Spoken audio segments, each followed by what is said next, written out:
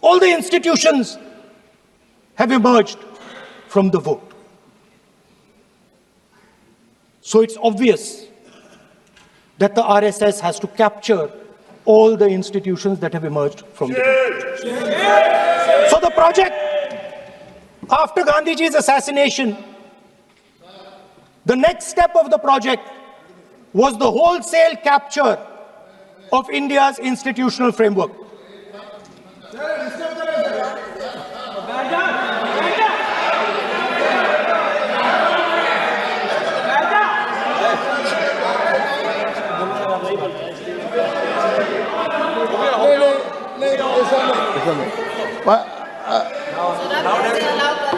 So what is this, sir?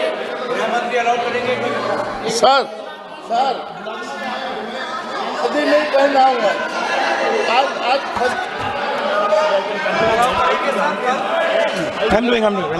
मैं बुलाता हूँ प्लीज बैठिए So please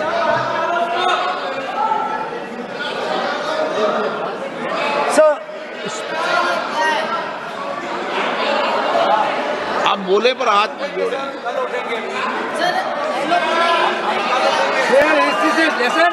sir, these are uncomfortable truths, but they have to be spoken.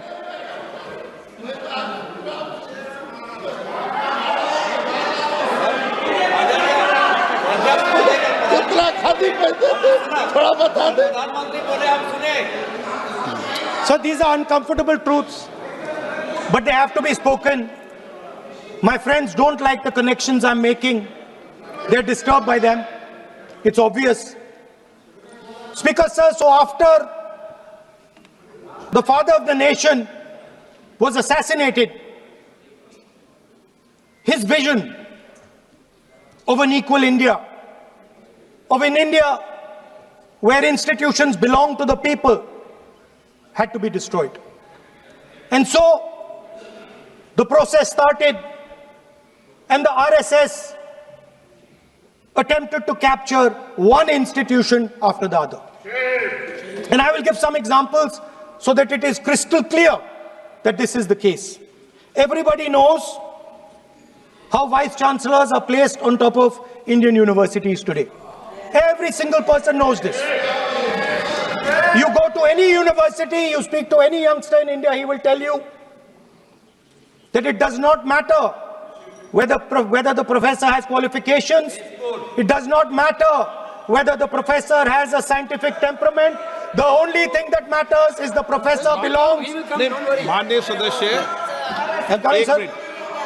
एक minute माननीय सदस्य चुनाव सुधारों पर चर्चा हो रही है। सर ये मैं उसी पे कर रहा हूँ सर। आप किसी भी संगठन का नाम जो इस हाउस में उसका नाम ले LOP है तो इसका मतलब ये नहीं है। LOP का मतलब नहीं, आप जनरल बात बोलो। आप राष्ट्रपति भाषण में बोलिए जनरल बात। सर हम लोग सुनना चाहते हैं।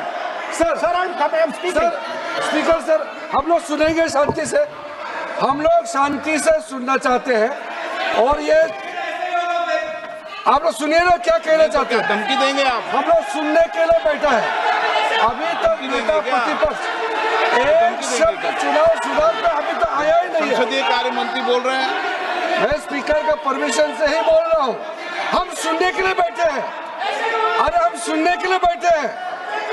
नेता प्रतिपक्ष चुनाव सुधार के लिए जो सुझाव देंगे सुनने के लिए तो हम बैठे हैं, लेकिन चुनाव सुधार को नहीं बोलते हुए कहा जो इस सदन से कोई वास्ता नहीं, जो संगठन उसका कहानी किसी और का बोलना ये कोई उचित नहीं है। समय बहुमूल्य है, समय का मर्यादा भी है।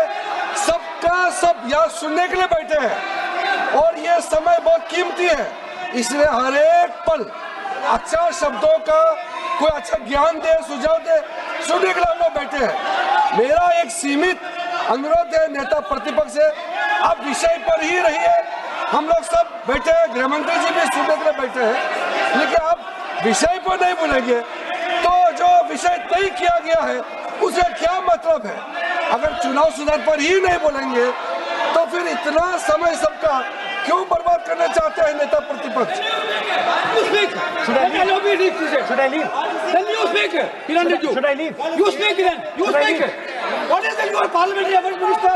You are a parliamentary affairs minister. You are disturbing LOP. How can it be? You are a parliamentary affairs minister. You are disturbing LOP. Subject में नहीं आपका LOP.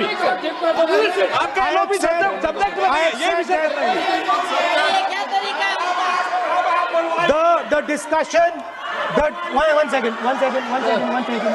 The discussion is about the vote and electoral. The discussion is about the vote. एक minute. Sir मुझे बोलने दीजिए. एक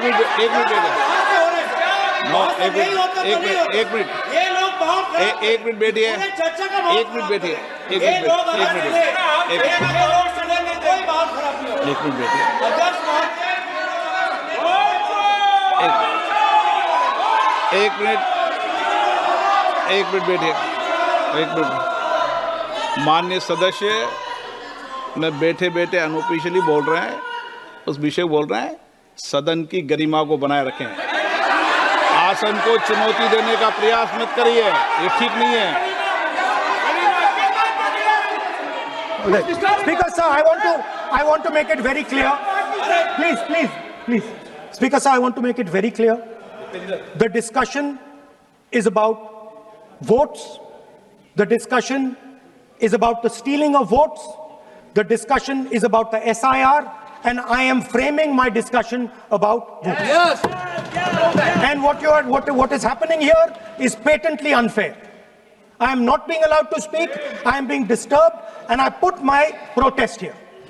I have done absolutely nothing wrong. I am talking about the subject. In order to capture the vote, you have to capture institutions. I am saying that institutions of India are captured, and I will come to the point, which is Election Commission is captured. So, the project of the RSS was to capture the institutional framework of the country, and I said how the education system has been captured. Vice Chancellor after Vice Chancellor after Vice Chancellor is placed not on merit, not on capability, not on scientific temper, but on the fact that he belongs to a particular organization. Second capture, which helps in destroying democracy, the capture of the intelligence agencies. We have the Home Minister sitting here, the capture of the CBI, of the ED, of the Income Tax Department. And the systematic placement of bureaucrats who favor their ideology and attack the opposition and anybody who chooses to oppose the RSS. That is the second institutional capture. And the third there are many more. I can go on. And the third institutional capture. What is this?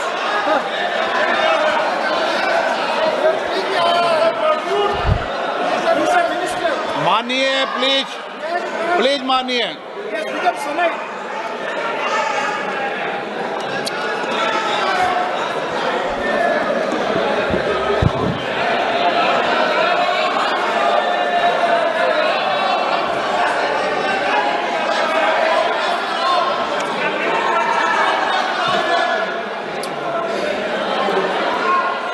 And the third capture of the institution that directly controls the election system of our country, the Election Commission. Now, I am not saying this without proof. I have put forth adequate proof about how the Election Commission is colluding with those in power to shape the elections. But I want to ask three questions first, which will make it very clear that the BJP is directing and using the Election Commission to damage India's democracy. The first question, why is it that the CJI was removed from the selection panel of the Election Commissioner? What motivation could there be to remove the CJI? Do we not believe in the CJI? Of course we believe in the CJI. Why is he not in that room? I sit in that room. It is so-called a democratic decision. On one side, Prime Minister Narendra Modi and Mr. Amit Shah. On the other side, the leader of the opposition. I have no voice in that room. What they decide is what happens. So the first question, why is the Prime Minister and Amit Shah so keen on choosing exactly who the election commissioner is going to be? Second question, and even more devastating question. No Prime Minister has done this in the history of India. In December 2023, this government changed the law. They changed the law to make sure that no election commissioner could be punished for any action they take while they are election commissioner. Yes. Immunity. Why would the Prime Minister and Home Minister give this gift of immunity to the election commissioner? Why would they need to give this tremendous gift that no Prime Minister has given ever before to the election commissioner? Yes. Mr. Shah is looking into the ceiling. Maybe he will answer this question when he speaks. And finally, why was the law with regards to CCTVs and the data that they contain changed? Why was a law put in place that allows the election commission to destroy CCTV footage 45 days after the election? What is the need? The answer given is it is a question of data. It is not a question of data. It is a question of stealing the election.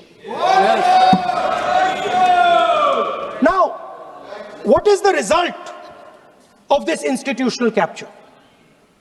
What is the result of controlling the Chief Election Commissioner and the Election Commission? First of all, we have a set of election campaigns that are tailored for the Prime Minister. 3-month, 4-month, 5-month long campaigns are taking place so that the Prime Minister's schedule can be fitted in to the program. Second, we have a Brazilian woman who appears 22 times on the voter list of Haryana. Please. No. 22 times this lady appears. एक minute please एक minute. आप नेता प्रतिपक्ष है, मैं इस तरीके से सदन की कार्रवाई नहीं चलने दूंगा. ये सदन है, सदन की गरिमा को बनाए रखें. आप सदन की गरिमा से बोलेंगे तो ठीक नहीं, जैसे सदन नहीं चलेगा. नो, गलत तरीका है आपका, नहीं होगा.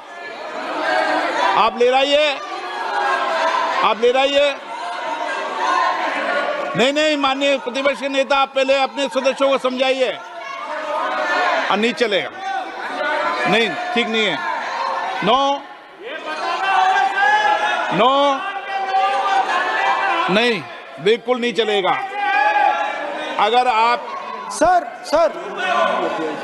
माननीय प्रतिपक्ष के नेता, आप अपने सदस्यों को गरिमा समझाइए. सर, बट ये तरीका आप इतने सालों तक यहाँ पर हैं, ये तरीका उचित है क्या? सर, विरोध का तरीका होता है, लेकिन ये उचित तरीका नहीं है. तरीका इधर पे नो, उधर का तरीका क्या है सर? नो, सबका तरीका उधर से होगा, उधर से भी बोलेंगे, इधर से बोलेंगे, सब जगह से बोलेंगे. Speaker sir, I don't agree with the showing of photographs here, but it is a reflection of our democratic structure. This is what is happening in our democracy, that you're not allowing us to show. This Brazilian woman has appeared 22 times on the voter list in Haryana. And not only that, there is one woman whose name has appeared 200 times, more than 200 times in one booth in Haryana. And it is very clear, and I have proven without doubt that the election of Haryana was stolen and the theft was ensured by the Election Commission of India. I've said it again and again and again. Now, nowhere has the Election Commission answered my questions. The Election Commission has not told me why this lady's picture has appeared on the polling list. They have not told me why lakhs and lakhs of duplicate voters are existing. They have not told me why a BJP leader is coming from Uttar Pradesh to vote in Haryana. These are straightforward questions. And there is clear proof which I have put in front of the country. Right? But the Election Commission has no answer to these questions. And that is the result of the complete capture of the Election Commission by the people across the aisle. By the way, you're talking about SIR in Bihar. Let me say something about SIR in Bihar. Why is it that after the SIR in Bihar, 1.2 lakh duplicate photos are existing in Bihar, in the voting list? If you've cleaned up the voting list, why are there 1.2 lakh duplicates in Bihar? And we've not just proven this about Haryana. We have proven this in Karnataka, we have proven this in Maharashtra, and I'm absolutely certain this is how you're winning elections in Madhya Pradesh, in Uttar Pradesh, in Bihar, across the country. Now, so what I'm putting on the table is, it is very clear that you've captured the institution. I've shown the mechanism of that capture. I'm also showing you how the Election Commission is doing things that are completely out of line. I'm not getting any answers. Right? So now let us come to how, when we are talking about electoral reform. Electoral reform is very simple. The point is, nobody wants to do it. The government doesn't want to do it. What does electoral reform require? What we've been saying. Number one, give machine-readable voter lists to all political parties 1 month before the election. That's the first step. The second step is take back the law that allows the destruction of CCTVs, CCTV footage. Very simple, not difficult. While you're doing that, also tell us what is the architecture of the EVM. Give us access to the EVM. Yes. Let our experts go and see what is inside the EVM. Yes. Till today, we have not had access to the EVM. We are not shown the architecture of the EVM. We're not physically allowed to go and see an EVM. Give us the architecture. Give us access to the EVM. And finally, please change the law that allows the election commissioner to get away with whatever he wants to do. That's all the electoral reforms you need. And I want to assure the election commissioner that they might be under the impression that this law lets them get away with it. Let me remind them, don't worry, we are going to change the law, and we are going to change it retroactively, and we are going to come and find you. Right? So this is the situation that the country is faced with. You know, everybody says to us, India is the biggest democracy. Actually, I was thinking today, we're not just the biggest democracy, we're the greatest democracy. And I'm not saying it just like that. I'm saying it, America calls itself the oldest democracy.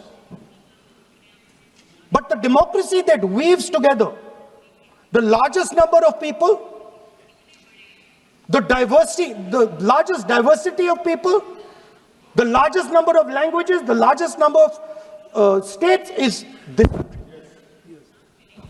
And so our most powerful asset, the thing that stitches together the entire concept of modern India, stitches together the fabric of modern India, brings people together, allows them to build this great nation, is being attacked by these people. They're destroying it.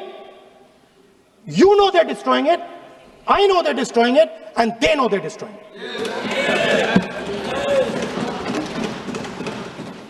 And I'd like to conclude by saying that the biggest anti-national act you can do is vote chori. There is no bigger anti-national act that you can do than vote chori. Because when you destroy the vote, you destroy the fabric of this country.